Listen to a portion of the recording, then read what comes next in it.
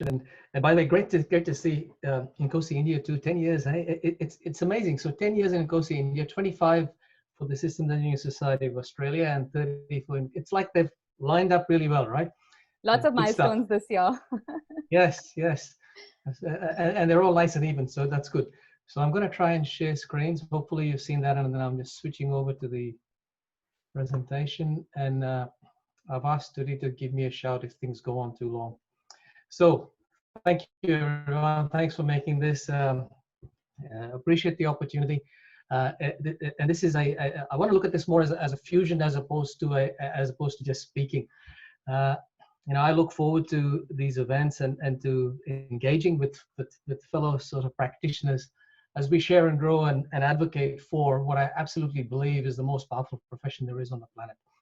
So, the topic. I'm going to start off with some basic definitions.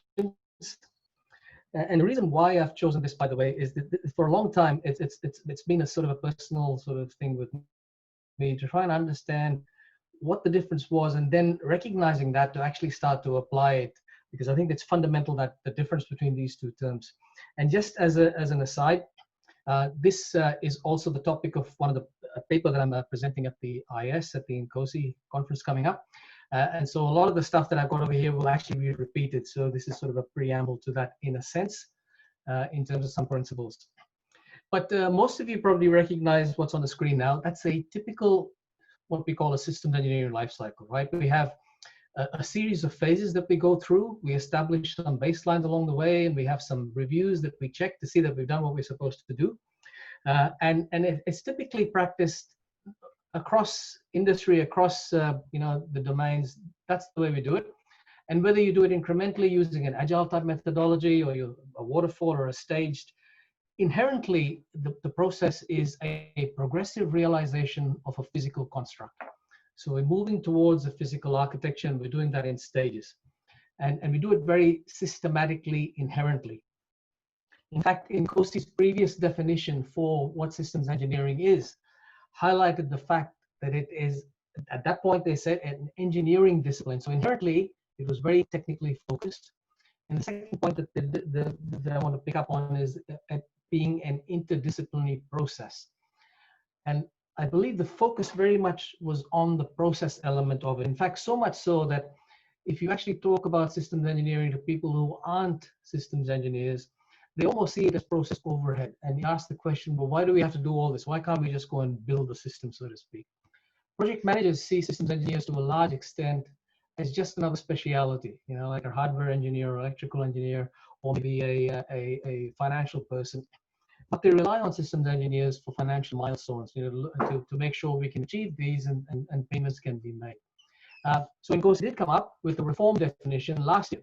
And actually it happens after I had my paper submitted, which is quite interesting.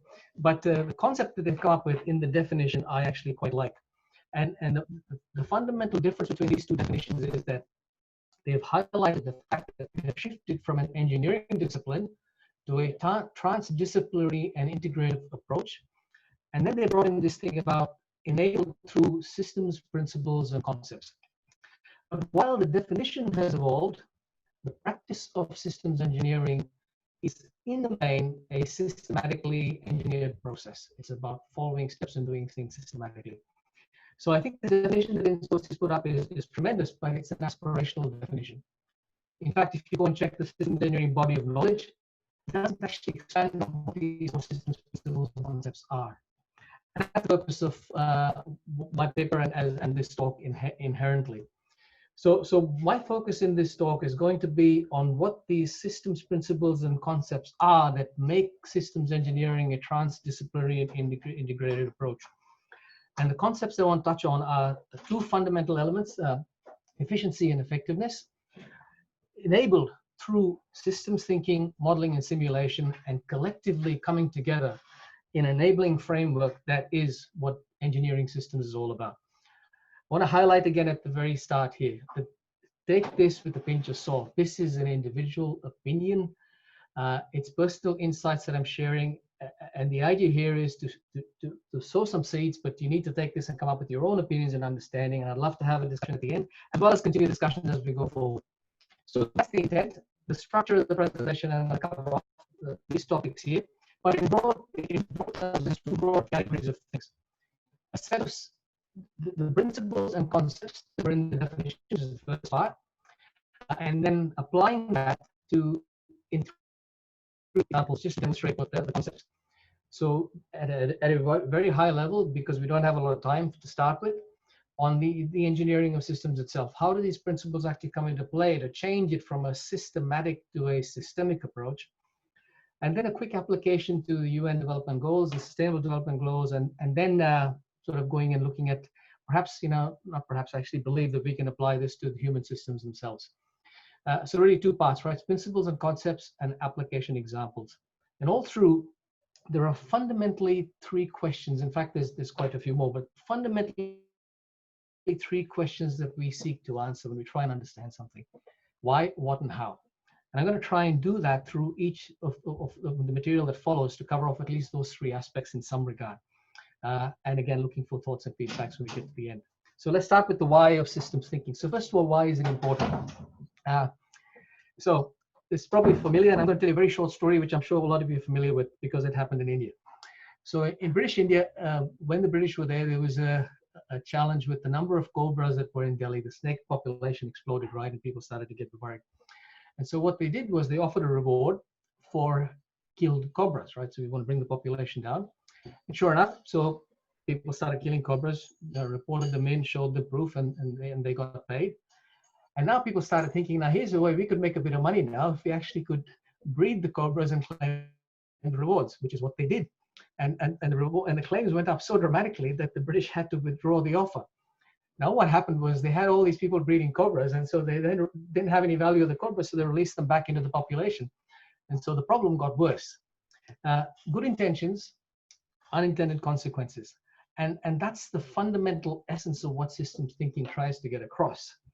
And the iceberg model, which I'm sure a lot of you are familiar with, is the metaphor for that concept. When we look at simplistically at events, we end up with short-term fixes that might have good intentions, but if you don't think about the patterns that go below it, the architectures and the behaviors, we are guaranteed unintended consequences.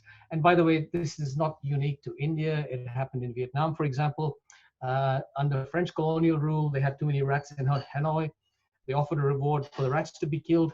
Their proof was that you bring the tail of the rats in, the rat population went down initially.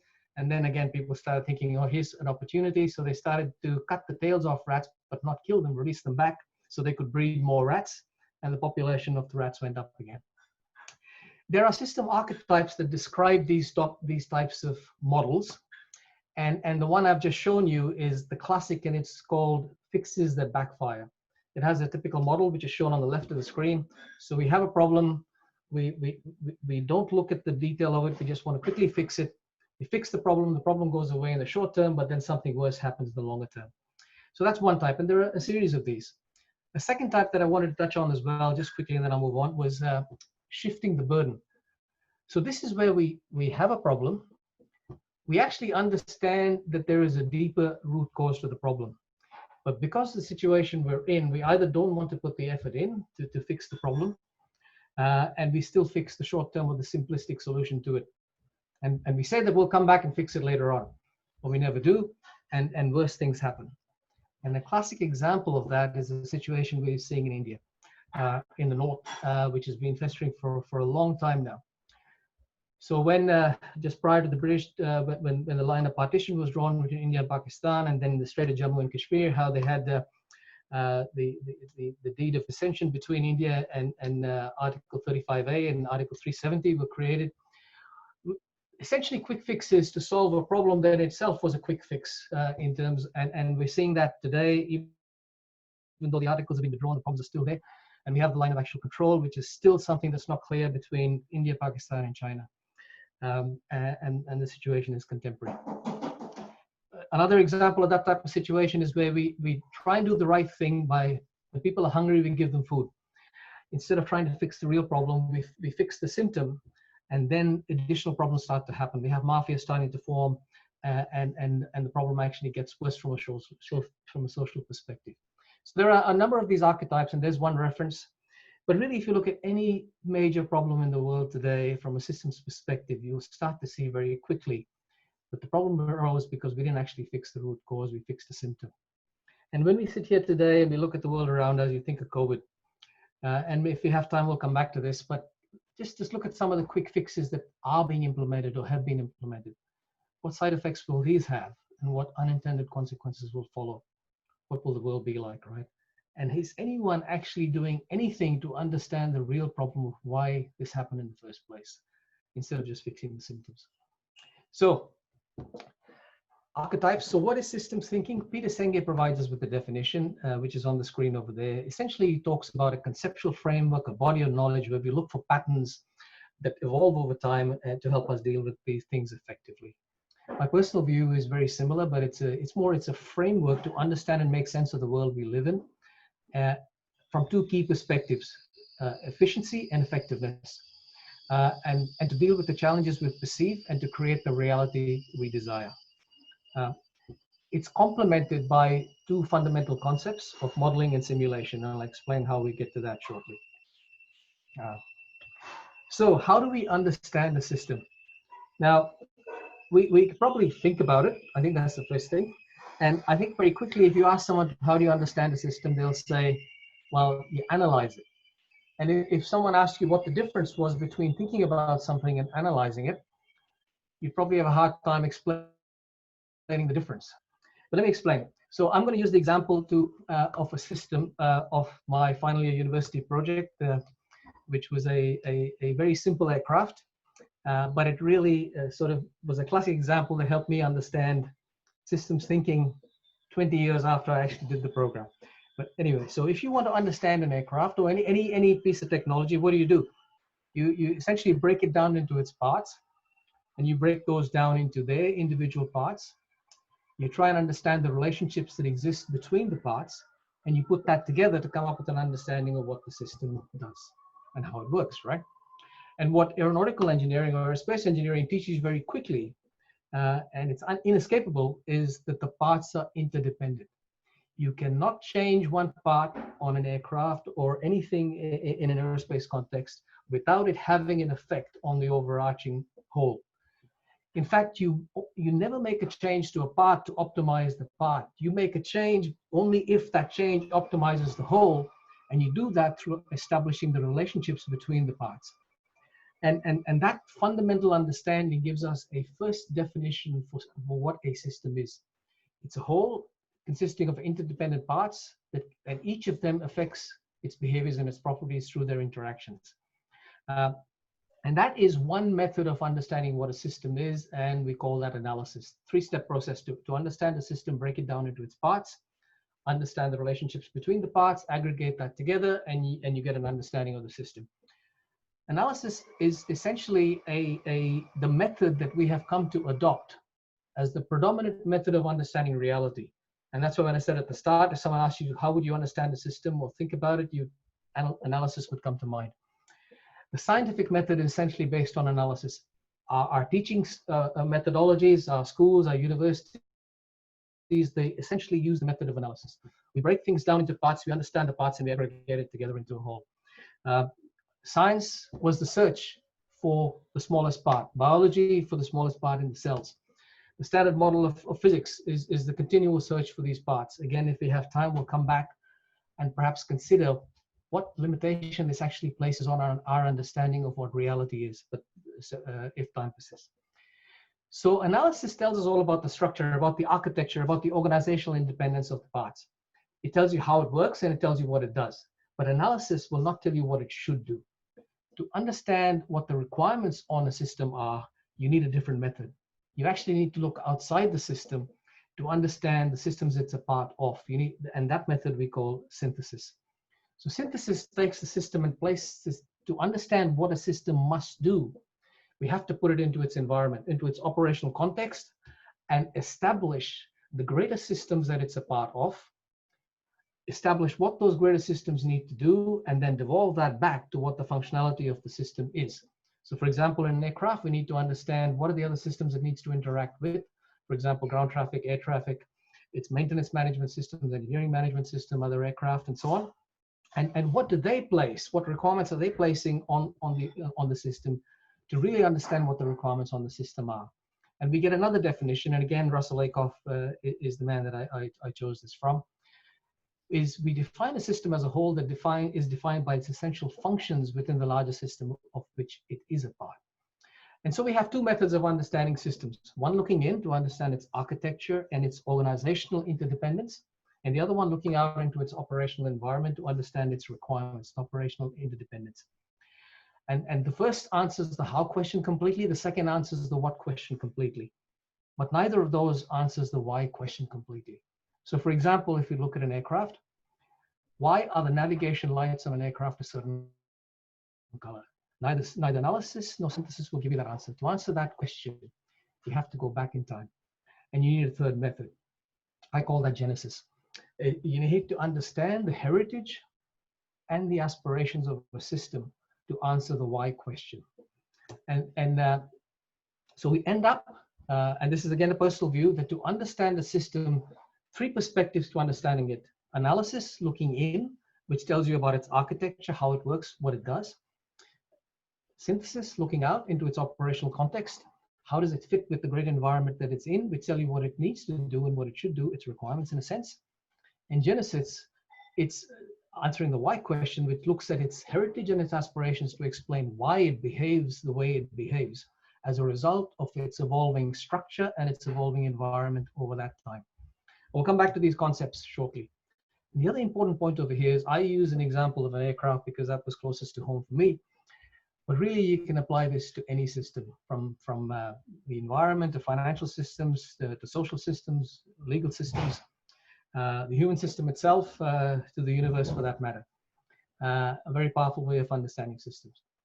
A second quick concept I want to touch on is modeling and simulation. So why? Because really modeling and simulation, whether you know it or not, you're doing it at some point every day of our lives. It's all pervasive. No matter any way you look at it, and it fundamentally complements systems thinking. Modeling and simulation and systems thinking are like the elephant in the room when it comes to systems engineering. Everyone's doing it, but no one's actually explicitly realizes that they're doing it unless you actually think about it. So a very quick, I'm not going to go in detail, very quick high-level definition of what is modeling and simulation. So simulation in basic terms is a model that we execute. A model, again, very simplistically, is an abstraction of reality for a particular purpose. Could be a physical, mathematical, logical, any sort of an abstraction of a system, whether that be whatever you want to call a system, an entity, phenomenon, activity, or process. But the fundamental point here is it's a representation. It's the best that we want for a particular purpose. A simulation is just an execution of that model over time, or a set of models over time. And I don't know how good the video is, but on the screen, you should see two examples of simulation. So on the left, we have the Mars lander, a model of the Mars lander going over a model of terrain. And on the right, we have a computer-generated model of terrain and a car that's doing fancy stuff on it. And we call those tools that executes the simulation a simulator. Now, what should be very obvious from the definition and from the examples that by definition, therefore, all models are wrong. They're not the real thing, but some of them are useful. And the fundamental concept over here that's of importance that I want to bring out over here is fidelity. What makes a model good? And in jumping very quickly ahead, it's fundamentally two things. It's about a breadth of scope of representation and the associated resolution or detail. To explain that very briefly, say you wanted to model sound.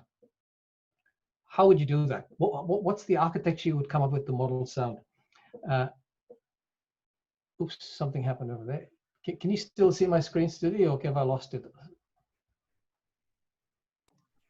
You can't see the screen. We can't see. Something happened. I said someone else is sharing. It says I can't share. What happened there?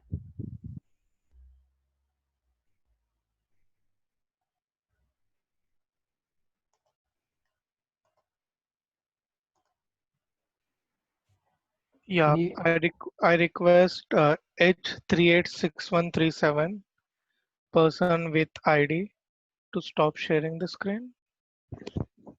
I think it was a mistake. By mistake, someone must have clicked it. Maybe Okay. Studio or whoever's a host can just sort of disable, stop that. I don't know how to do it.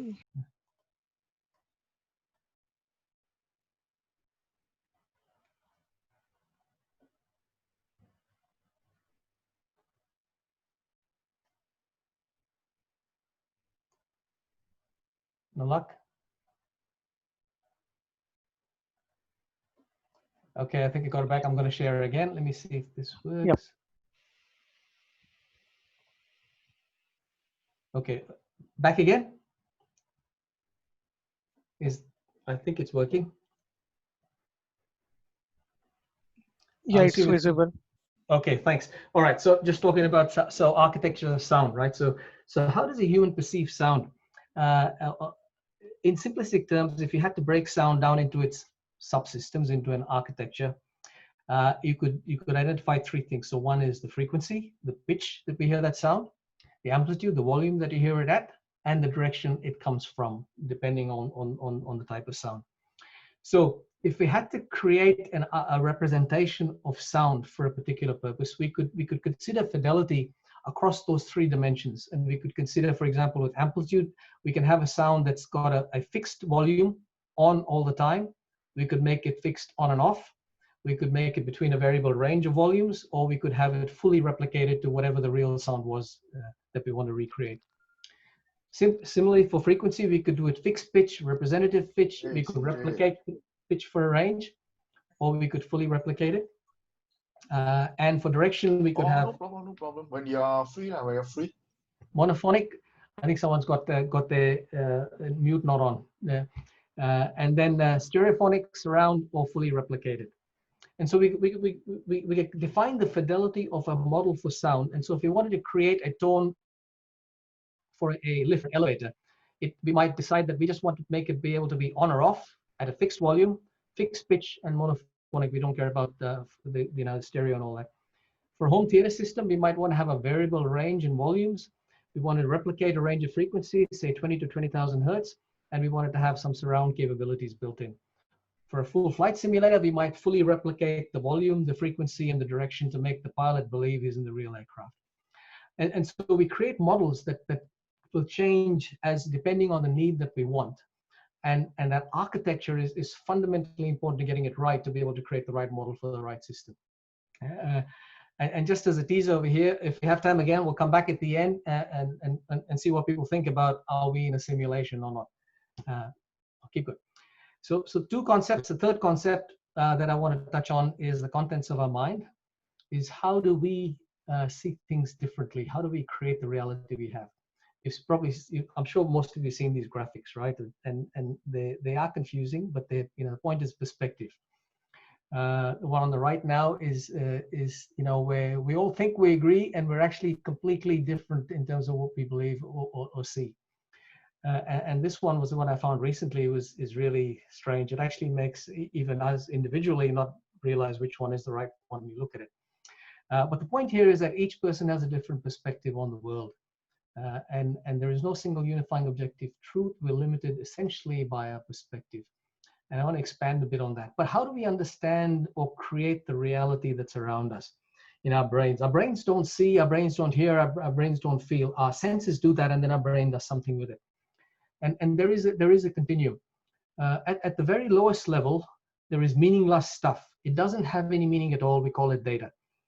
So numbers, names, touching something that we haven't touched before, hearing a sound, hearing a language that we haven't heard before. We translate that data by processing it through description into information. And we now make it understandable by taking someone's name, putting a date against it, and now we have a birthday, an address, a country. Those types of things start to happen. We establish what of the data is of relevance. We then take that one step further and we add instruction to the information in terms of how to translate that into skills and competencies, which becomes knowledge. We know how to do stuff. And then we take that and we ask the why question, and we translate that knowledge into understanding through explanation. So there's a continuum, right? We're going from the what in essence to how and to why. And as we grow, in that space through our learning, our efficiency at what we do gets better, and we add more value. And really that's what learning is all about. And I say it's more a systematic process of stepping up our knowledge as we go. And then something really dramatic happens. When we start to apply that knowledge and understanding in an environment, it translates and transforms into wisdom by doing. And it's when we start doing it and applying it that we start to realize what makes sense and what doesn't. And that's when we go from systematic to systemic. And two terms that come out here very clearly, and I think are fundamental to a lot of stuff, but to systems thinking and systems engineering, is the concept of efficiency and effectiveness. Efficiency, it's about knowing how, and it's about doing things right. Effectiveness is about knowing why and about doing the right thing. And the difference between efficiency and effectiveness is the difference between knowledge and wisdom. It's also the difference between management and leadership, and a whole heap of other things. And this personal view here is that I think knowledge can be taught, but wisdom is not something that can be taught. It must be learned, and it is learned by applying our knowledge in different environments and doing things. And if you think back again to the concept of understanding systems, the gas concept that I talked about before, if you look at the concept of knowledge, it equates to analysis. It's about the how element. But the concept of wisdom equates to synthesis and genesis. It's about looking outside and in environment, applying it, and it's about historical elements. What happened to us in the past, what happens in the future, and so on. And engineering systems is about bringing these two concepts together. It's about doing it right and doing the right thing. And systems engineers in that context are that set of competencies where we take the knowledge and the wisdom, and have the wisdom, for want of a better term, that brings together and is a transdisciplinary capability, which the definition says integrative approach, building on these system principles and concepts of systems thinking, modeling, and simulation, interwound in a framework of efficiency and effectiveness. And having said that, I'll now quickly jump across into the engineering of systems and see how these three things actually come together in what we call systems engineering. Now, most of you, again, familiar with these graphics, I'm pretty sure, and I have probably used them in a number of presentations and discussions. But this is the classic of why systems engineering is important, and is used a lot of the time. Manage risk, deal with complexity, make sure we deliver what we're supposed to deliver. But inherently, I really believe that there are really two things that come to mind here that what we're doing is when we engineer the system, what we're trying to do is, one, create the right system, and secondly, create the system right. And that's what needs to go back into the engineering process, which at the moment is very much systematically focused, is process driven, is to bring these systemic principles back into that process of systems thinking, modeling, simulation, efficiency, and effectiveness. So what does the engineering process actually do? Well, the underlying intent of the process is essentially to transfer a concept into a tangible reality. I don't know how many of you kept up to date with Area 51 in the US and what's happening over there over the years. And some say that we already have gravity-defying capabilities. But anyway, I think the next thing we're going to create is we're going to understand gravity. So we translate concepts into tangible reality. And you've probably seen this too, that everything is created twice, first in the mind, then in reality. And that's what the engineering process is going to do. But the point over here is that what we're saying is that we actually create two models of the system, right? So we have a conceptual model that is in people's brains, in our heads, and the engineering process translates that into a tangible model that we can then use, touch and feel, and actually do something with some capability. And if I just digress very quickly to the iceberg model again, and I want to use this as to highlight a concept. If you take that iceberg model and we just rotate it over and tilt it over to so it's horizontal, and just look at what's happening in that iceberg model. If we start off with the concept on the left, mental models translated into architectures that eventually become tangible events. It is inherently a metaphor as well for the conceptual transformation that we tend to achieve in reverse, right? We're going to go from concept to tangible capability. And what we're doing in the engineering of systems process, or we need to be doing, is actually creating two additional models of the system. We create a functional model of the system, or we need to do that. And, sorry, excuse me, that. And we create a physical model of the system. So in overall, there are at least 4 models, whether we realize it or not. The functional model of the system is something we extract. We capture the thoughts and concepts that are in individuals' minds and put them in a form that can be shared. And that model is the conceptual model or the functional model that is the model that we want to build to. We do that not just through requirements analysis, but through genesis, analysis, and synthesis. I rather call it requirements elicitation. We understand and we share and we then recreate the model that is in multiple people's heads so that we can have a common model of the system. And that's why modeling and simulation is so important in this regard. The purpose of the system design review is to verify and validate that model of the system. That's what we do at a system design review. It's a implementation agnostic model. It can be implementation specific where we so choose it to be because we want to constrain the technology. The process then transforms that model into a second model of the system, the physical model of the system, through a process of design, traceability, and allocation. And we confirm the completeness of that model at the detailed design review to ensure that it is a suitable model of the system to be built. And now it's implementation specific. It's about the technologies that go to make it.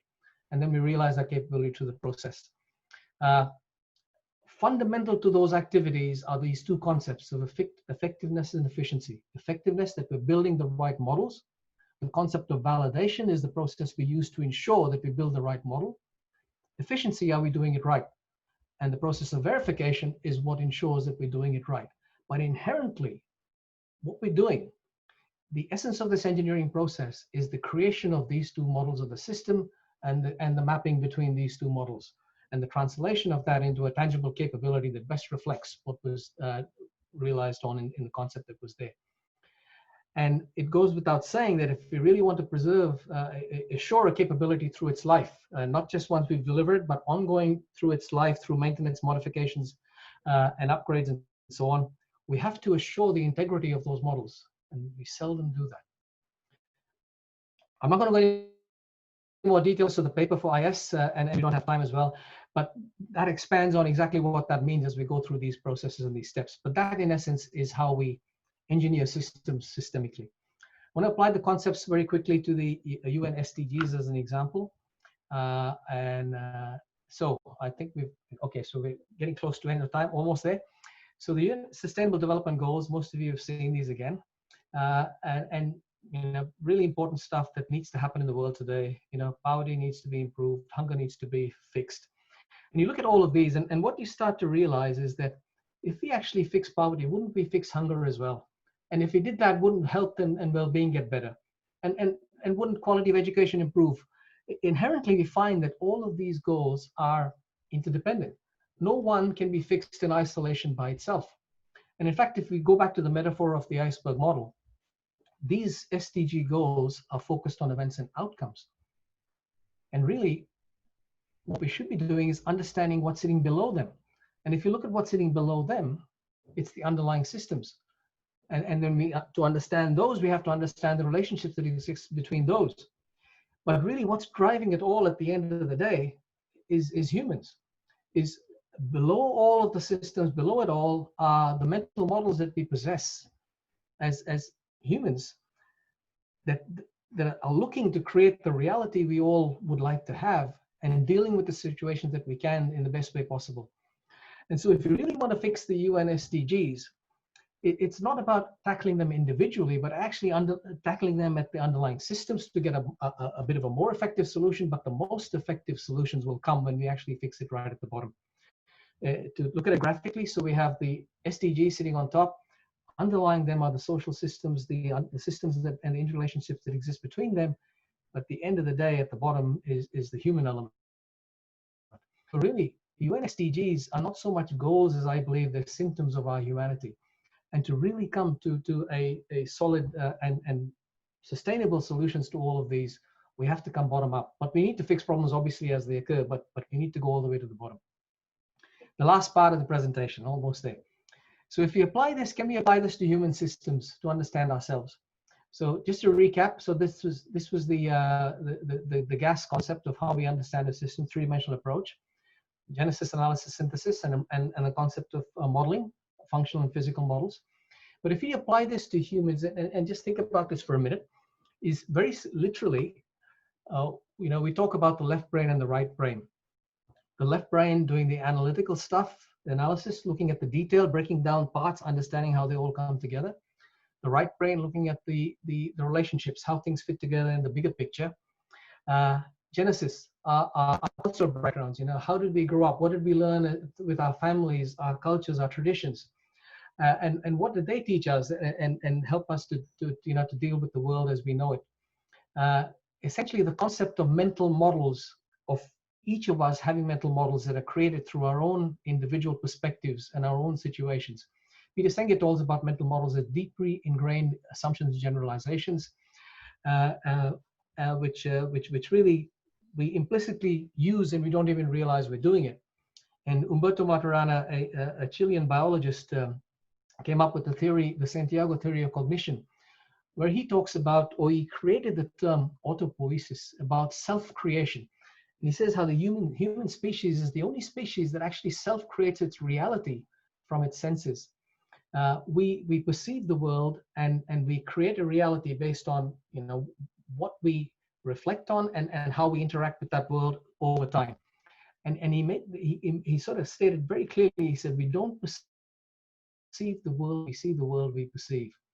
In other words, every single one of us sees the words differently, depending on how we analyze the situation, how we synthesize the situation, but most importantly, our genesis. Where did we come from? What did we believe? And how did we come to believe what we do today? And if you go one step further then, and he goes on to say that, so therefore, when one human being tells another human being what is real, what they're actually asking for is a demand for obedience. In other words, I know what's true and my truth is your truth. And we know that that can't be the case if we believe that this is what's going on. So can we change our mental models? Or how would we do that? And we always need to answer these three questions. I absolutely believe we can. And one of the ways we can do that is to learn things that we are not taught. And we then have to reflect. We have to apply those things and we have to reflect based on what we see. And that reflection is a process of changing mental models. Meditation is coming into its own again. And that's what meditation allows us to do, it's that reflection. So to finish off, why do people see things differently? And the concept, is there a difference between what is true and what is the truth? And we saw these three symbols, each thinking they're the same. And this graphic I've used a number of times says it very, very simplistically and very clearly. We can have things that are true that are completely different from a single truth. And if I apply what the concept I've talked about, system thinking, modeling, simulation, everything we know we believe to be real or true is by definition abstraction. It is a model in our minds of the reality, which is the truth, which we can't perceive, which we attempt to perceive. Our mental models of reality, through the process of genesis, analysis, and synthesis, form our belief systems. That's how we interpret the world. Every decision, every choice that we make is an execution of those mental models in a simulation of events that then causes us to make a decision. René Descartes talks about, says that do not describe the world we see the world that we can describe, which I've already said a few times, a few others have said. We also went on to highlight this phrase that I'm sure all of you are familiar with, I think, therefore I am. And the question I have to ask myself, so if that's the case, well, who am I?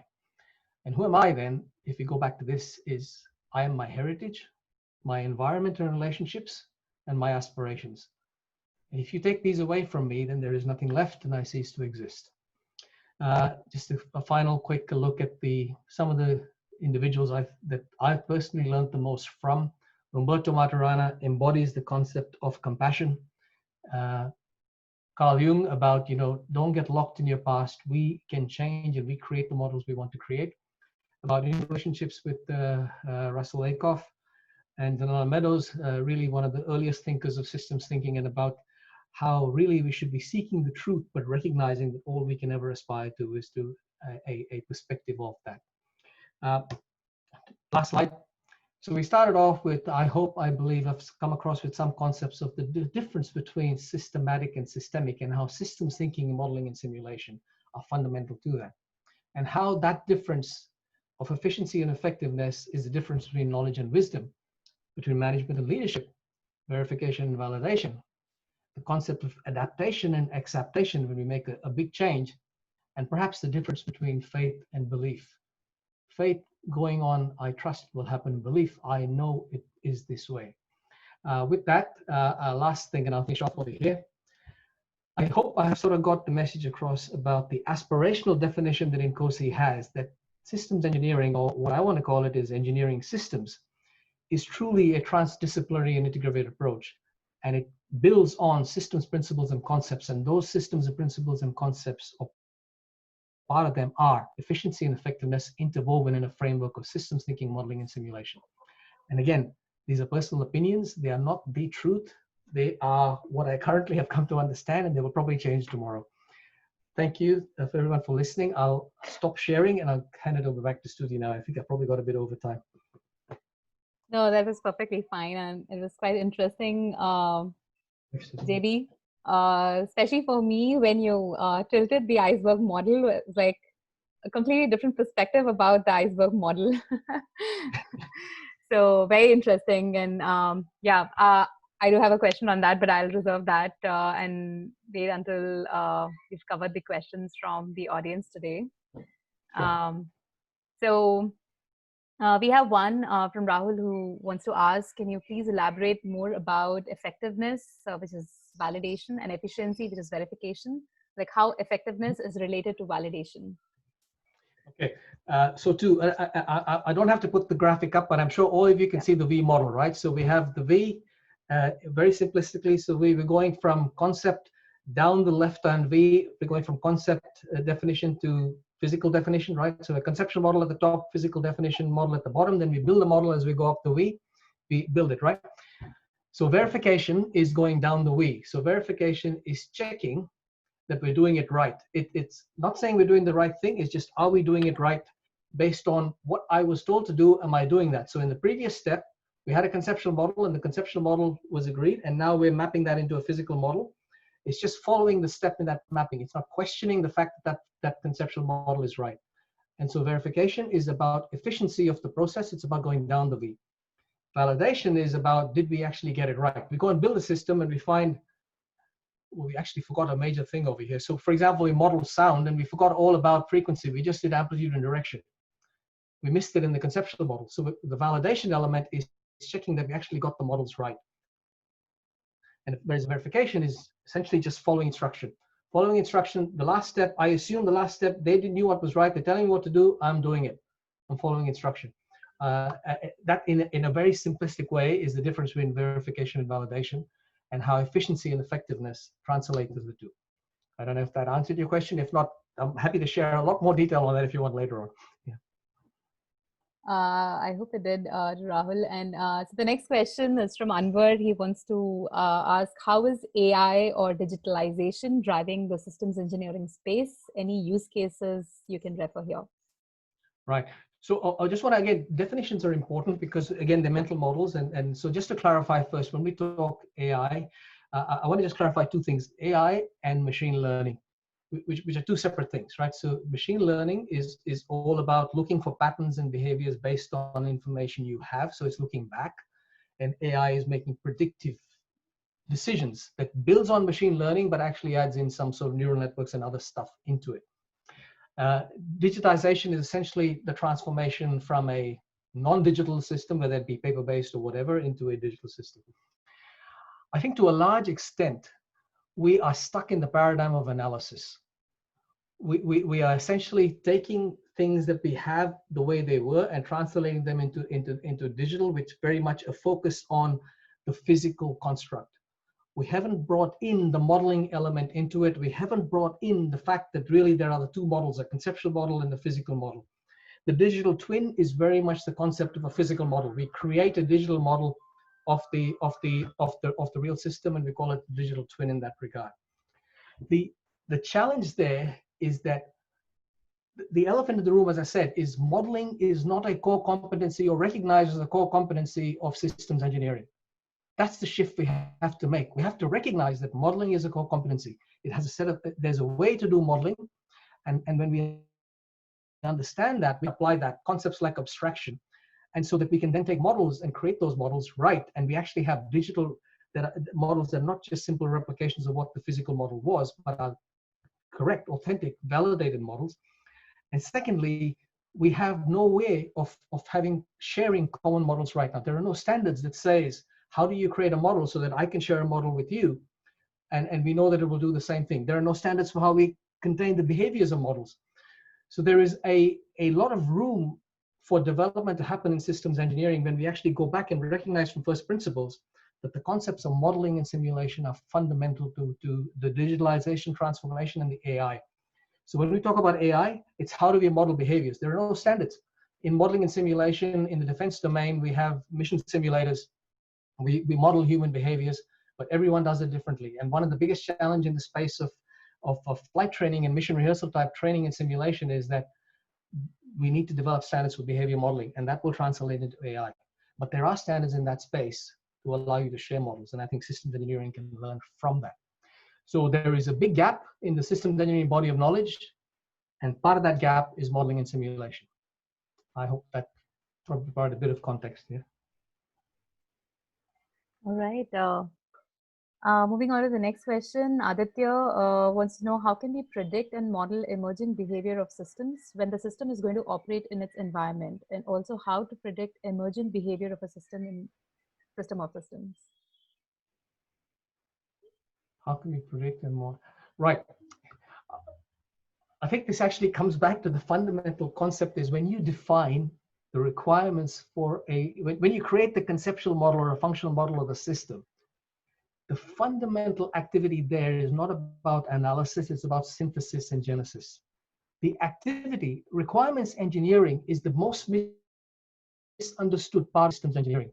It is an absolutely essential piece of competency that is so bloody amazing, right? We are actually capturing dreams and concepts and transforming that into something that can be shared. And the reason why systems fail when we get to the end is because we didn't capture those concepts in a way that we could share them. And so part of that is that we need to have reference architectures. We need to have reference conceptual architectures. And I'll get to your second part in a second, but say you want to go and buy a car today. You're thinking very much in terms of things like, how powerful the engine is going to be, what type of sound system, is it going to have air conditioning, those sorts of things. But inherently what that is, you have a reference architecture in your mind of the subsystems that you want the car to have. And when you go to a car dealership or you look for a car, you check it off against those. And then you might find something you didn't know before. For example, it might have self-driving. Drive itself, right? And now you add that into your reference architecture. You need to have reference architectures for every capability that is critical at a conceptual level and at a physical level, and they both need to be managed in turn. And that way, we can minimize the chances of missing things because we have a template to go for. But you're absolutely right that we can never completely get away from emergent problems because the environment is evolving so quickly. We're in an age of technology that the interactions are happening that we never thought of. And I think that actually wrote a paper on this recently on the COVID Safe app, believe it or not, which was being introduced in Australia, and how it was just turned out and not a lot of thought was given to that, and the concept was emergent properties. Is that I think that in the contemporary world that we're in, because things are moving too fast, we can never have a complete reference architecture. So the way we need to minimize the risk of that is through governance. And we need to have a holistic governance framework that goes around any critical capability that is not just technical, but includes ethical, social, cultural, tradition. Essentially brings in all of those aspects by engaging through bodies such as NCOSI, through simulation bodies, through cultures and ethical bodies. And whenever there's a critical system that impacts humanity on a large scale, these bodies need to be involved, and they need to examine the conceptual model of the system to be able to highlight any concerns or risks that are seen. And that's the other reason why modeling is important, because they will not be able to do that if you give them only a technical model. And systems engineering is fundamentally the point, is the means to bring this out, so that you don't have to have just technical experts decide what's right or wrong. It needs to be at a conceptual level. And that's what that conceptual functional model is all about. I think that probably I talked too much over there, but hopefully that covers some of that. We'll come back later on if you've got any questions to me directly afterwards, and I'll try to answer any more. Yeah. Definitely. It was very interesting perspective. I think the next question from Abdul, I think it represents the question which a larger population has. How do I imbibe systems thinking, at least how to start climbing this ladder? And I can say for sure that within the India community as well, this is something like you put out, right? We straight go to analysis, and that's the starting conversation. Whereas how can we change that conversation to what systems thinking? And very, very good question, Abdul. Over to you, JB. Yeah, I must say, I was very lucky. My career it has gone through a number of things, but two fundamental areas that actually helped me. But it took me 20 years, right, to actually get to some of these concepts. Aerospace or aeronautical engineering and modeling and simulation. They're coming together. And if I hadn't, as I said, when I first did aeronautical or aerospace engineering, I didn't know it was systems thinking. You just did it because the discipline said you had to do it, right? And you start to realize afterwards.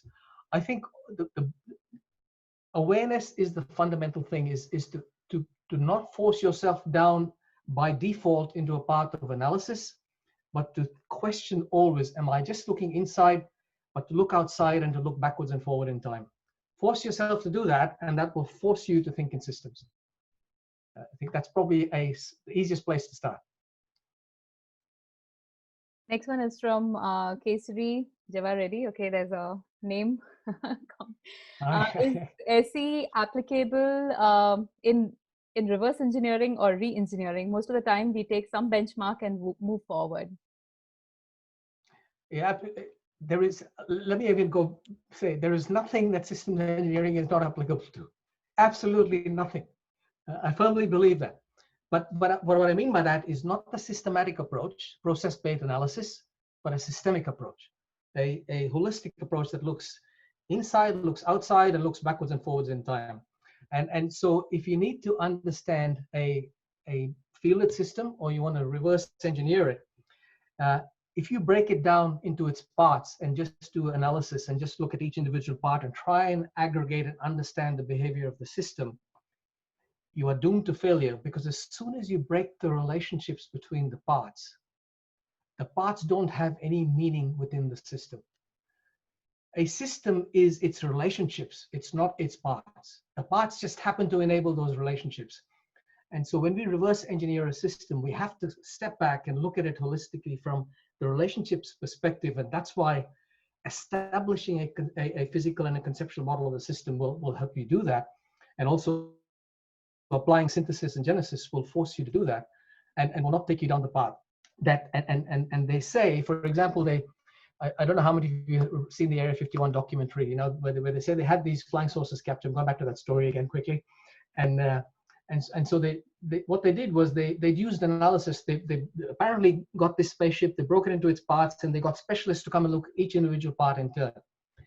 And they couldn't work it out, apparently. And I think the reason, if that is true, I'm not saying it's true, but if that is true, the reason why they had so much trouble working it out, because they didn't look at it as a whole. They looked at it as individual parts. And reverse engineering, systems engineering is absolutely applicable to reverse engineering because of that. It's relationships, and it's about conceptual and physical models. It's not about the parts. I think the next question I can see is about the systematic and systemic. Or a mix of both. Yeah, it's absolutely that, right? It's they are like yin and yang, right? It's about efficiency and effectiveness. It's these two go together. You things, and I'm not picking on anyone or anything, but if you look things like green belts and efficiency improvements, they are only looking at part of this thing. They're looking at analysis. They're not looking at synthesis and genesis, and that's why they can't give you effective solutions. They only focus on efficiency. You have to focus on efficiency and effectiveness, and that's what systems thinking is about.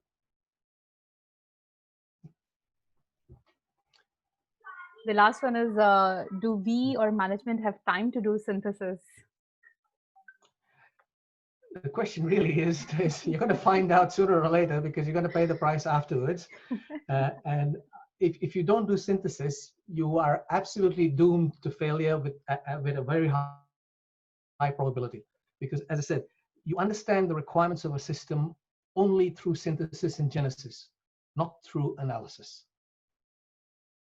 Right. And my question was going to be on the same lines when actually it popped up and you showed the iceberg tilted. How do we shift the conversation to the left side, right? Like, how do we, because oftentimes in the meetings when we start talking, we're always already biased with the solution in our mind, and it comes with experience and you cannot ignore that. But then how do we shift that conversation more to the left to actually first capture the concept and mental models and then get into the physical world? And especially with digital engineering, we'll have to do that more than we did in the past, because we have to, look at whether the same principles are going to apply when we shift to digital engineering or not. Yes, it's a shift in mindset. And there's not, the thing is, we are taught, the method we are taught is analysis, right?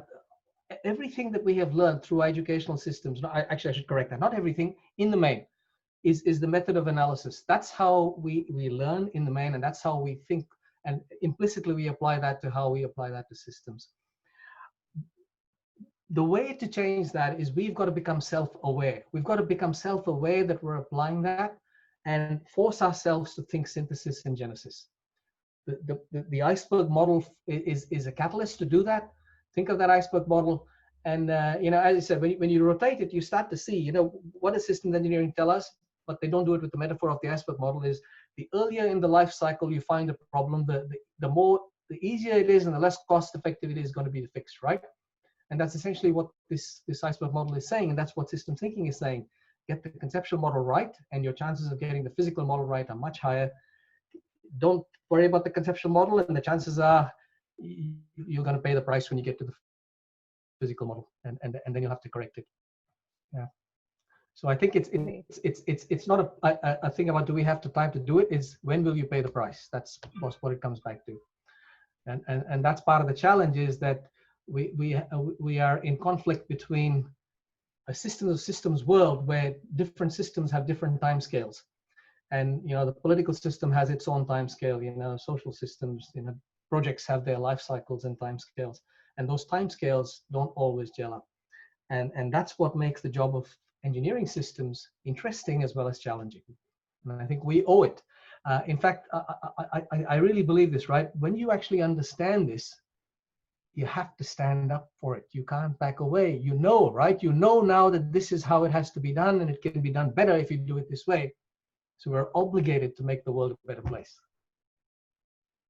Yeah. Absolutely, JB. I think this was fantastic. We're over time, sorry. Yes. and which is good because that's the true testimony that the conversation was very engaging and interesting. Everyone's sticking to time. However, I will now like to thank you for your time. I know you're just still recovering from the VSS. If everyone, if people, I'm sure many of them in this audience attended some of the sessions, and they were really interesting. I attended quite a few, and thank you so much for your time and sharing this perspective. This is the first time we are actually talking about systemic thinking in India webinar series. So thank you so much for a very insightful presentation. And I want to end this with thanking also people who have been participating, members and new members and potential members who are participating in the India webinar series. When we send out the survey, they fill a very short form, and there's a space which says any message to the India chapter. And that was essentially from the point that if they want to hear a specific topic, they can use that space to enter comments. But surprisingly, 80% of the time I see comments that thank you for arranging this webinar. So I just want to, publicly acknowledge that I've read all the comments personally, and I want to thank you for, continuously coming back and loving these webinars, because that's the energy that is keeping us going. And 2 weeks from now, there's going to be IS 2020, the International Symposium, which is an annual event, and first time, I guess, they're going virtual. So, the agenda is out. Have a look, and lots of interesting topics again around systems engineering, and do check it out, and also